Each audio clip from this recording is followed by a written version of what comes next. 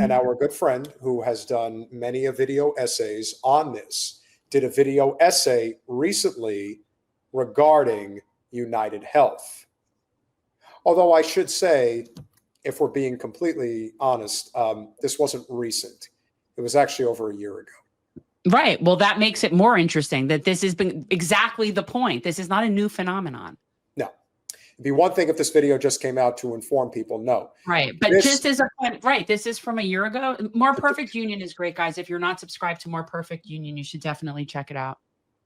So I think you'll enjoy this, but this is going to give you an idea of just how absolutely depraved not only United Health is, but how depraved the for-profit health system really is and why we need to eliminate it once and for all. A few weeks ago, producer Alec Opperman reached out to me with a surprising fact.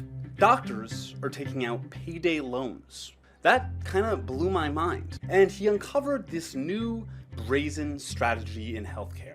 It's responsible not only for those scummy loans, but also denying patients, like you and the people you love, the vital care that they need. United was founded in Minneapolis in 1977 and pioneered a new kind of insurance, treating people within closed networks of providers, health maintenance organizations, or HMOs.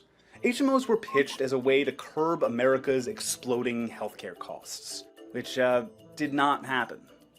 Alec told me about an old nonprofit HMO, Physicians Health Plan. They were also alleging a conflict of interest with the chair of the nonprofit Physicians Health Plan, who was Richard Burke. And who ran the for-profit United Healthcare. Also Richard Burke. So this man who was running a nonprofit had hired his for-profit company to manage this nonprofit tax-exempt organization. I tried looking him up online, and there's really not that much. I tried a video search, and I only found this one video that's literally about how it's so hard to find information about this guy online. He's only mentioned once in UnitedHealth Group's own history. He's been thoroughly involved since the beginning, and he's thoroughly involved now. There are very few to no articles about this person. Burke and United started snapping up all of these federally subsidized insurers, essentially stealing entire taxpayer-funded organizations. And it makes a lot of sense that the bill was so helpful to United Healthcare. It was written by a think tank, Interstudy. Interstudy was founded by Paul Elwood Jr. He's this guy who's called the father of the HMO. But I also found another important figure at Interstudy. One of the directors was none other than Richard Burke. A wave of mergers and acquisitions in the insurance industry in the 90s wiped out the patchwork of regional nonprofit insurers that had already existed. Companies like Anthem went on a I just want to remind you all that I am the person responsible for all the mergers and acquisitions that transpired in the 90s. Yes, you are. shopping spree for these nonprofits and added them to their for-profit empire. At the same time, United continued to consolidate and spent billions acquiring other for-profit insurers. Despite their promises, healthcare costs continued to increase. But they were getting more efficient in one crucial way: rationing your healthcare. For years, only a small portion of claims got denied. It just wasn't cost-effective to have a human review every request for care. But today, nearly 1 in 5 claims are denied. 1 in 5. And that's, wait. That's the average. Again, remember, United was like at 32%.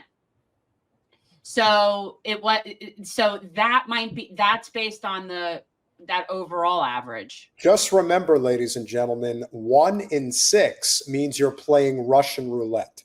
And this is even worse than that. You're talking about a 5-bullet chamber. So chances are, Jen, that's basically what you're doing. You're taking a revolver, you're spinning it, and 1 out of the 5 chambers holds a bullet that will shoot you dead. That's what they're doing. Yes. And profiting. Yes. Hey, sweet, sweet cash drenched in blood. Kind of like Rick Scott. Just putting that out there. In 2021, that added up to nearly 50 million. I found an older newspaper article where a real person's job title was simply denial nurse. Denial nurse. Denial nurse. It isn't just nurses poring over claims looking for excuses to deny them. Tech plays a role too. Dr. Alan Mooney, an executive at United, pioneered a system that allowed for bulk claim denials at rapid speed.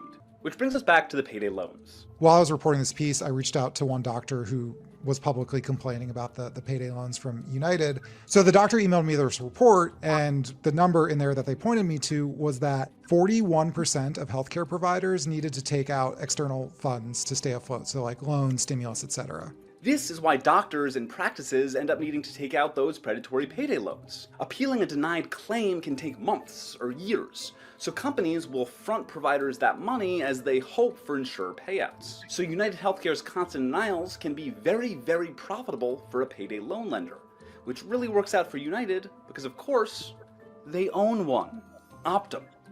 Optum not only speeds up claim processing to United and other insurers, they offer something called Optum Pay Advance. When capital loans aren't enough for small practices, there are plenty of companies in the market to buy struggling healthcare providers outright, like Blackstone and CVS. But most importantly, United Healthcare. Now the largest employer of physicians in America, 70,000 of them. United's strategy is called vertical integration. It's part of an ongoing process that gets United Healthcare a cut of every single step of the healthcare process. In CEO Andrew Whitty's vision, every part of this process, the pharmacy, the doctor, the loan provider, the insurance, are all run by the same company, his. There are very few companies in America that have a relationship with 100 million Americans, and none that have a relationship as intimate as healthcare. The fact that he is called sir is like, that needs to be Well, I'm not calling him sir. No, Who's calling him sir? Yeah, sir, you're making a scene. Already, United Healthcare members might be told they're required to purchase specific drugs from a hand-selected pharmacy. Welcome to Optum RX. Optum. Sound familiar? Working every day to take care of your pharmacy needs and make sure that you get the most out of your new benefit. So They bought it at every level. It's a fucking scam. It's a grift. The whole thing is a grift. So he bought near every level, right? Mm-hmm. Oh yeah. So he looks like he's the son of of probably a hedge fund manager in Manhattan. Went to like Country Day School or something like that. And now went he's to Exeter and Yale and did the whole guy. thing. He looked like he looks as frail as Ben Shapiro does. So yes, it just totally makes sense.